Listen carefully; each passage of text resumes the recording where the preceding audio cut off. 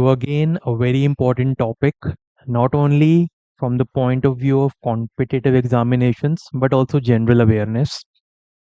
So as you can see, biofuels we are going to discuss. So what essentially are biofuels? We can break it down into two components, bio and fuels. Derived from biomass or organic matter. You understand what biomass is? Basically, the living remains or the organic matter, the organic mass, the hydrocarbons which are present in the plants and animals. So, why are we going to discuss this topic? Because what is our aim these days for the past over 1 or 2 decades is to battle climate change. And we have to reduce our dependence on fossil fuels, which are non renewable in nature. Unlike the fuels which are derived from biomass, which are renewable in nature, they can replenish themselves. These carbohydrates, these plants, these animals, they can replenish themselves in a short period of time as they harness the energy from the sun, which is the ultimate source.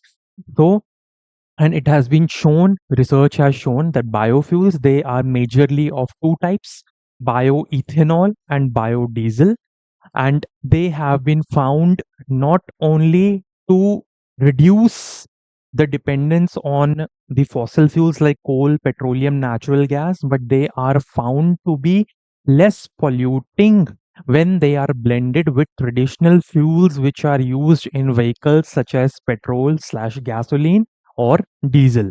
Okay, so let's get to it. So we have discussed already what are biofuels. So they are produced from the animal waste or the plant waste, especially those things or those waste which are rich in starch or carbohydrates. For example, wheat, sugarcane, rice, corn. So there are different generations of biofuels. I'll just mention in brief. So there are four generations currently defined. So 1G, this is not pertaining to telecommunications. So 1G, basically these are the biofuels which are produced from food crops, fruit crops such as rice and wheat. Then 2G biofuels which are produced from the residues or the waste matter left behind by the cellulose bearing cellulose lignin bearing biomass such as wood wastes residue. Okay, then 3G fuels, they are produced from specially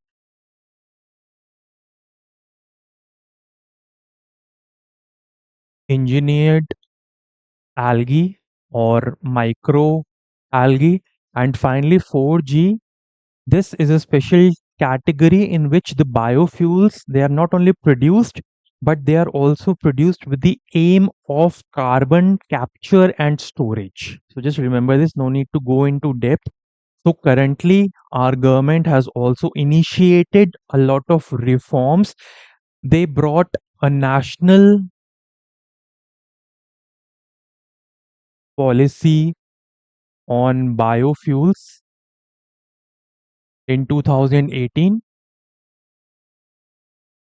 which envisaged the blending target of bioethanol in gasoline or petrol to 20% by 2030 and 5% biodiesel in diesel by 2030.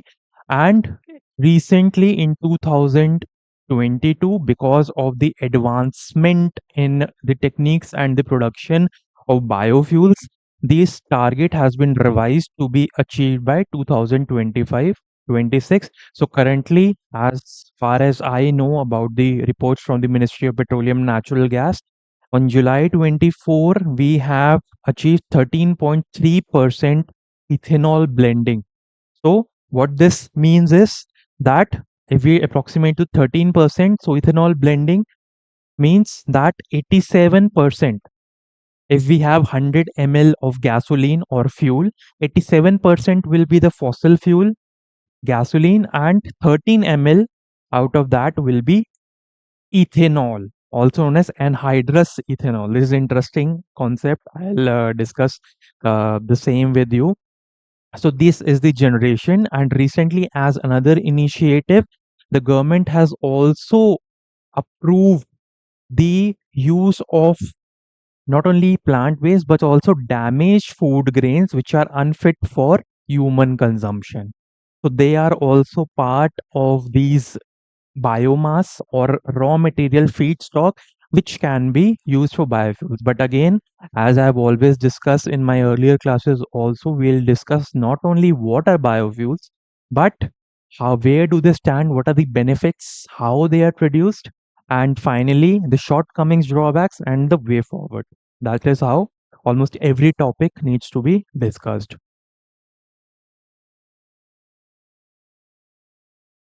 Okay, so types of biofuels. This is very interesting. I did a bit of research about different types. So basically, there are two types: bioethanol, biodiesel. You can include biogas as well. So, what is the difference? First difference is bioethanol is usually intended for being blended with gasoline or petrol. Biodiesel, as is the name suggests, biodiesel is meant to be blended with diesel. Okay, though both diesel and petrol they cannot be used synonymously. Petrol based engines are different, biodiesel based engines are different. So this bioethanol, this is basically produced from the fermentation of residues of crops like rice, sugarcane, maize, makkah, corn. And biodiesel, it is produced from used cooking oil, yellow grease, animal fats. We can say the vegetable oils, like the oil from rapeseed, palm oil, the cooking oils. So basically, you can remember by these icons. So this is sugarcane, this is cooking oil. So this is interesting. You know, fermentation, that is the action of yeast on starch rich. Everybody must be familiar amongst the viewers how liquor or alcohol is produced. So similar is the process, but bioethanol is unfit for consumption. Why? Because bioethanol is produced by a process in which it is almost 100% pure. It is anhydrous in nature. That is, anhydrous means it does not contain H2O or water. So it is not potable. You cannot consume it as liquor. Otherwise, if we start growing it for using food crops and waste for bioethanol, which can also be used for potable, you know what will happen. The potable ethanol, it is actually extra neutral alcohol with a concentration of 96%. So normally what you have in Scotch whiskies, then they have their breweries and whatever. So this is just for information. And finally, 94% purity of ethanol is known as rectified spirit,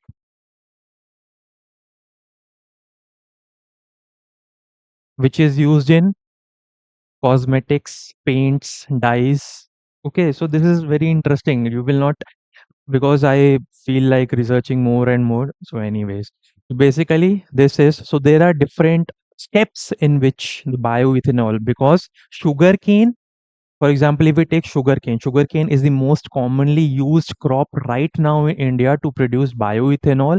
But the thing is, it also has to go through various processes like hydrolysis, fermentation, distillation. So I'll show you a structure of the cycle.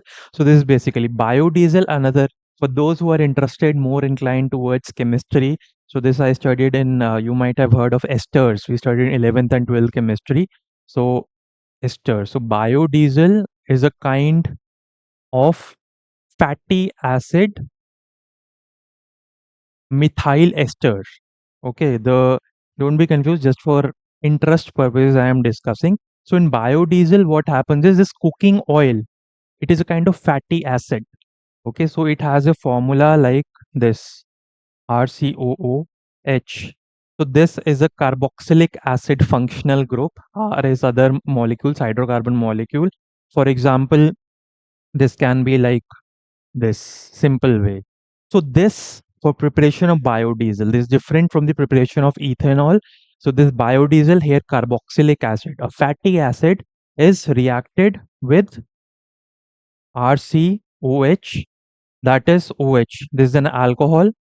For example, we can take CH3OH, methanol, and then it produces a compound. So this can be taken as R, this can be taken as R, R1, R dash, R double dash, or R2, and this will become R1COOR2. So this is the functional group which defines that this is an ester.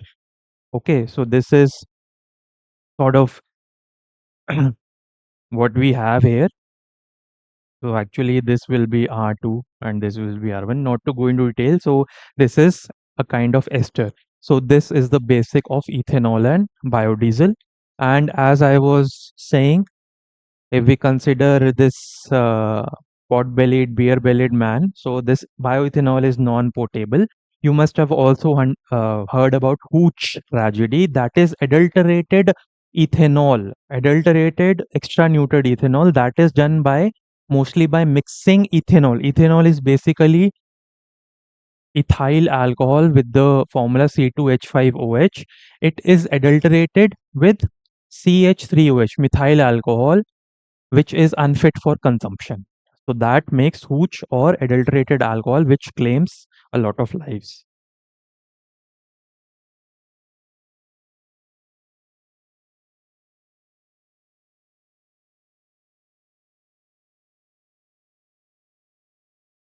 Okay, so we have already discussed just a brief. So we have the residues, plant or animal waste. It is a cycle. It undergoes digestion, hydrolysis, pre-treatment.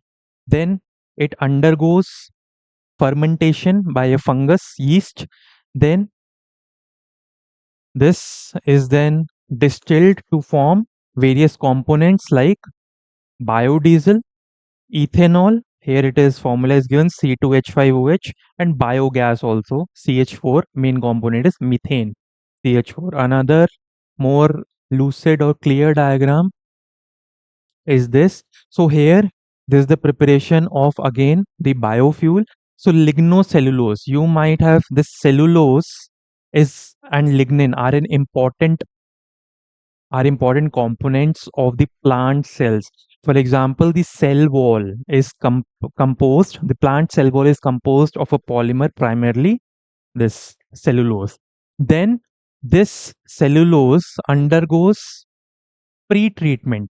Pre-treatment means that the large biomass with the help of an enzyme like cellulase is broken into small components, so it becomes easy for the enzymes or other chemicals to perform actions or break it down via the metabolic processes in order to increase the surface area. Fine. And then we have hydrolysis, in which the complex carbohydrates are also known as polysaccharides. Again, just additional information. If you have interest, you can pay attention. Otherwise, also. So it breaks down into simple carbohydrates molecules like glucose, xylose, galactose. Okay. So these are the basic. After that, these carbohydrate molecules cannot be broken into further carbohydrates. Then the hydrolysis process works under it. Finally, this distillation, again in lower classes you might have heard distillation process. I'll just demonstrate. Again, interesting process. So it's a beaker is there and this type of tube is there, and then again a container type structure is there. So, and this is a flame,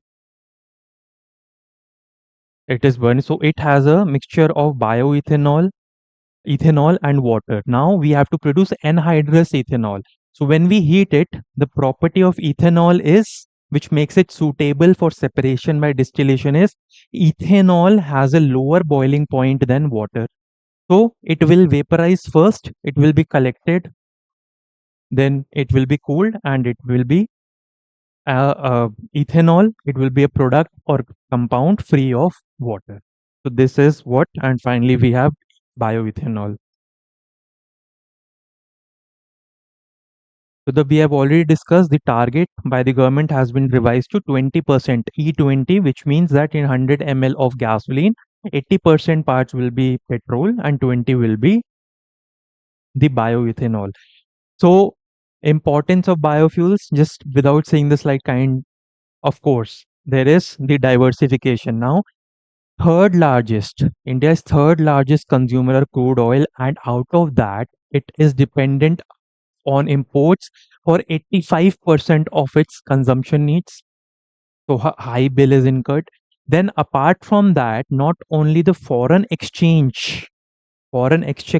the exchequer is adversely affected, but by the use of biofuels, we know that a lot of waste is produced which is burnt in the form of stubble, and also sometimes there is a bumper harvest or surplus harvest in which excess food crops like wheat, rice are produced, or excess sugar cane is produced. So what happens is, like FCI, Food Corporation of India, has limited godowns, so that is lack of access and proper storage. So those grains then can be shifted to the production of biofuels. So that is an alternate source of incomes for farmers as well.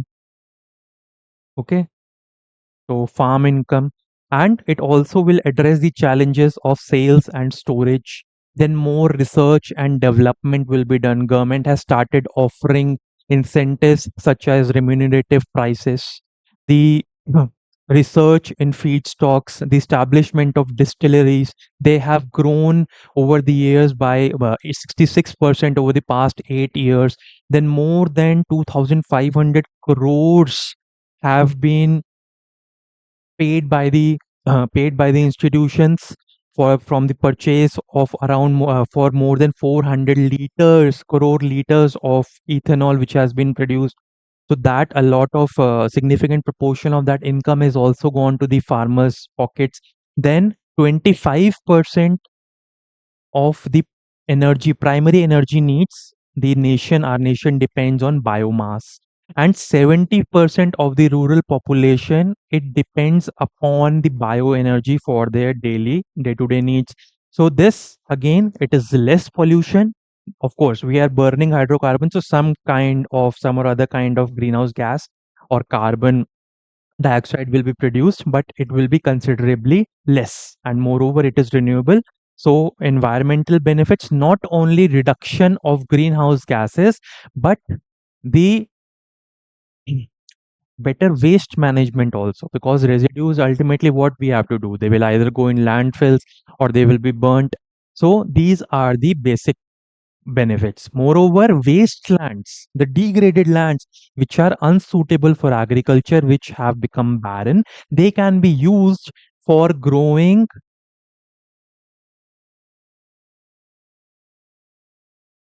flowering plants like jatropha, whose oil is again can be used for production of biofuels. So these are all the advantages. Now, firstly, government initiatives are very important. That is whole aspect. Okay, so we have already discussed the ethanol blending program, second generation ethanol, production of fuel additives under Make in India, R&D in feedstocks, financial incentives. Then this Global Biofuels Alliance, which was initiated by India under the leadership of PM Narendra Modi last year on the sidelines of G20 summit, along with various other nations like US, Brazil, UAE, Mauritius, Bangladesh. So, some 15-20 countries have agreed to join this Global Biofuels Alliance. Now, what is this Global Biofuels? So, we can break down. So, it is a multi stakeholder alliance of various governments, institutions, industries to facilitate not only the sustainable production of biofuels but also encourage trade and development in biofuels as well. So it will also include the transfer of technology, transfer of research and development to enable the sustainable production of the even the low income countries who are trying to switch towards alternative sources of energy. So this is the important. Then PMG1 Yojana. So our present government is very fond of acronyms. So if I remember currently, it is uh, it is Jaiv Indhan, Jaiv Indhan, वातावरण अनुकूल फसल अवशेष निवारण Yojana. So it is not necessary, but you can see Jaiv Indhan. So it is English and Hindi combined. So the Indhan, the fuel produced from the organic sources, Jaiv, and Vatavaran Anukul, environmentally benefiting fasal from crops, Avashesh Nivaran Yojana. So cellulosic and lignocellulosic. So 2G ethanol, I had told you 1G for 1G was for food crops, 2G for lignocellulose, the biomass, the wood residues, forest residues, to petrochemical and reduction of GST from 18 to 5% to encourage industries and distilleries. Then involved because the process is first the farmers grow the crops, then it goes to the distilleries, the process goes, and then then it goes to the oil marketing company. So this is the basic chain you all know.